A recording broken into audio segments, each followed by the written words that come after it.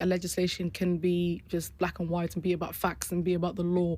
But I think the way that this bill has come through, there's a focus on survivors and victims, and I know, Definitely. and I think that comes from your personal input. I think the Home Secretary has such an array of things to work on, but for you to focus on this is because I know you care about victims, and we talked about that. Can you tell me about, like, a lot of the work that you did Yes. Yeah. around working with victims and why, like, you care so much, essentially? So I think, as a role of a member of parliament, you become an advocate, you represent constituents. I was really struck, actually, not long after I became a member of parliament, by a mother who had lost her son, and he'd been murdered abroad. And it was the most harrowing case. Sadly, there are too many harrowing cases. And through representations on behalf of her and her family, she's just an amazing woman. You just feel, just a sense of duty and responsibility to deliver the right outcomes for them, the family and this particular lady at the time. But also it just makes you conscious of there are so many other people that just don't know how to get their case heard, do not know necessarily how to go to government.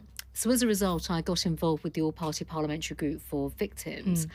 And it was just incredible. I've met the most remarkable people and families. I still see some of them now. I did actually, prior to COVID, changing people coming to Parliament. And the desire to give them voice, representation, change laws, change legislation. So I was at the forefront of the Victims Code, campaigning for a victims bill on the backbenches, which clearly this government feels very, very strongly about, but actually putting compassion at the heart of how we support victims. So the role of the Victims Commissioner, while I was on the backbenches, really trying to advocate and, call for the resources behind that. These are really important roles.